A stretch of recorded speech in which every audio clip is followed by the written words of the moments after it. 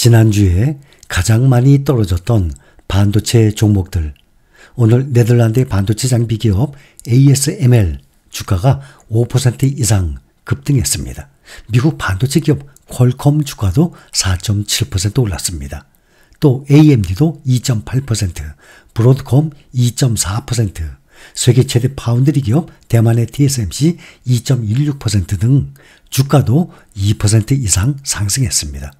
지난주에 글로벌 IT 대란 사태에 유발 책임이 있는 클라우드 스트라이크는 지난 19일 11% 떨어진 데 이어서 이날도 13.5% 급락 마감을 하면서 S&P 500 지수에서 주가가 가장 부진했습니다.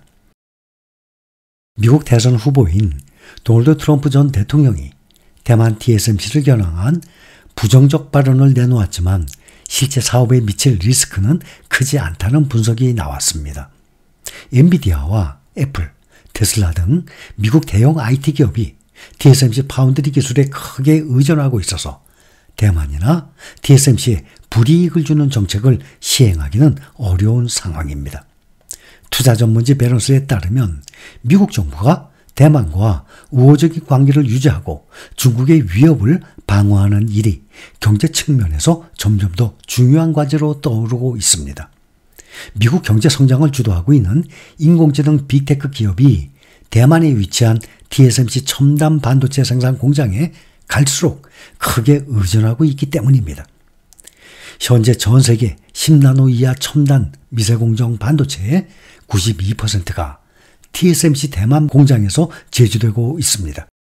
미국 정부가 자국 내 생산 점유율을 높이기 위해서 삼성전자와 TSMC, 인텔의 공장 설립을 지원하고 있지만 단기간에 비중을 키우기는 쉽지 않을 것으로 전망하고 있습니다.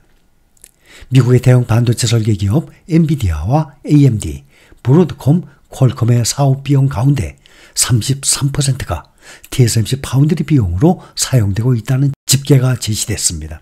구글 지주사 알파벳과 마이크로소프트, 아마존과 메타, 테슬라와 애플이 모두 인공지능 반도체 및 자동차와 모바일용 반도체에 TSMC 파운드리를 활용을 하고 있습니다. 이러한 빅테크 기업은 현재 미국 증시와 경제 규모에서 상당한 비중을 차지하고 있습니다.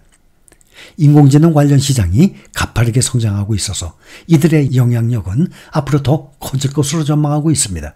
TSMC의 파운드리 생산 차질이 결국 전 세계 대공황 사태로 이어질 수 있기 때문에 미국이 TSMC를 단순한 반도체 기업으로 취급해서는 안 되는 것입니다.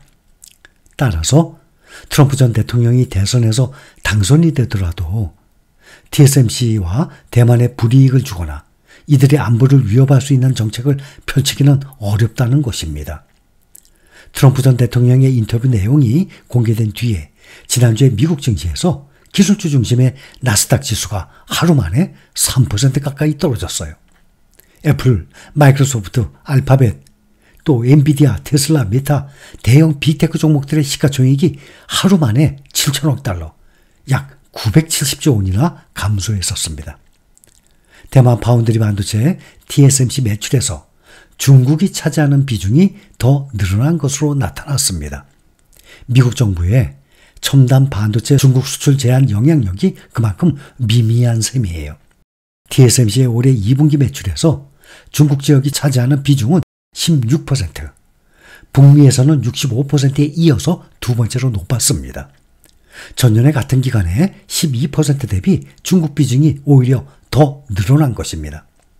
달러 환산 금액으로 기준으로 보면 19억 달러에서 33억 달러로 73%나 늘은 것입니다. 이것은 악화된 중국과 대만 관계와 미국 주도의 대중 제재에도 불구하고 중국 첨단 반도체 수요가 그만큼 많다는 의미예요. 대만 현지 언론은 중국에 대한 반도체 수출 통제가 강화가 돼서 아직 블랙리스트에 오르지 않은 많은 중국 기업들이 고부가 5나노 미만의 첨단 공정에 대해서 적극 주문을 하고 상품을 비축하고 있다고 합니다.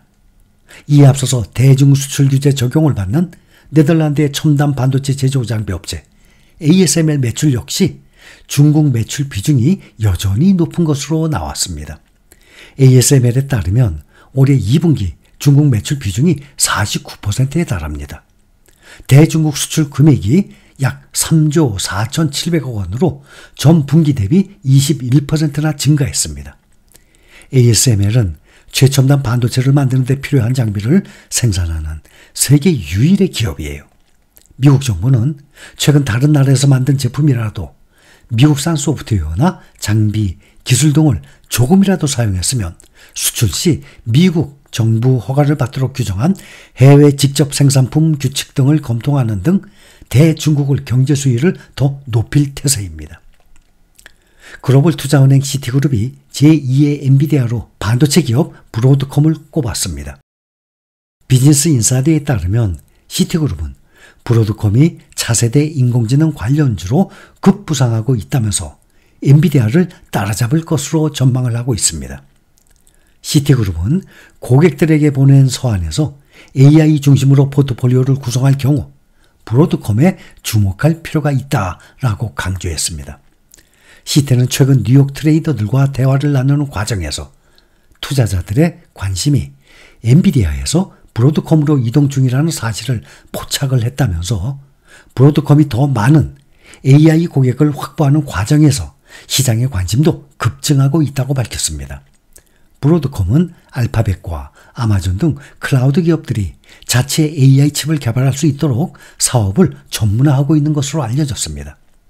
이어 엔비디아가 지난해에 이어서 올해도 대규모 상승 랠리를 이어가고 있는 만큼 시장의 피로감도 상당한 상태라면서 앞으로 엔비디아가 아닌 브로드컴이 차세대 AI 대장주 자리를 차지할 가능성이 크다고 전했습니다. 올해 들어서 엔비디아가 156% 급등한 반면에 브로드컴은 아직 48%밖에 오르지 않은 상태입니다. 이에 따라서 브로드컴의 추가 상승 여력을 더 높게 평가한 것으로 풀이가 됩니다. 또한 투자자들이 브로드컴뿐만 아니라 반도체 기업 가운데 NXP 세미컨덕터와 아날로그 디바이스를 높게 평가 중이라고 덧붙였습니다.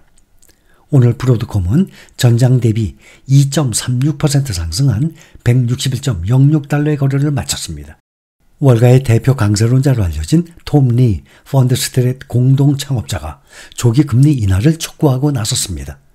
톰 리는 미국의 인플레이션 둔화 추세를 지적을 하면서 미국 연방준비제도가 금리를 최대한 빨리 낮춰야 한다고 강조했습니다. 톰 리는 CNBC와의 인터뷰에서 연준이 인플레이션 리스크를 의식해서 금리 인하 시기를 늦출 필요가 없다고 설명했습니다. 그는 미국의 인플레이션은 이미 하향 곡선을 그리고 있고 이번 주 발표될 개인 소비지출 PCE 가격 지수도 냉각된 모습을 나타낼 것이라고 밝혔습니다. 월가 전문가들은 26일 발표될 미국의 6월 근원 PCE 가격 지수가 전월 대비 0.2% 증가했을 것으로 예상하고 있습니다. 톰 리는 PCE 가격 지수가 모든 물가 지표를 대변할 수는 없지만 인플레이션이 바위처럼 뚝 떨어지고 있다는 사실은 변함이 없다고 밝혔습니다. 또 인플레이션을 반등시킬 수 있는 새로운 요소가 전혀 없는 상태라고 평가했습니다. 이와 관련해서 와튼의 마법사로 불리는 제레미 시겔 와튼 스쿨 교수도 연준의 조기 금리 인하를 촉구하면서 연준이 계속 망설일 경우 팬데믹 당시 금리 인상 시기를 놓친 것처럼 이번에는 금리 인하 시기를 놓칠 수 있다고 경고했습니다.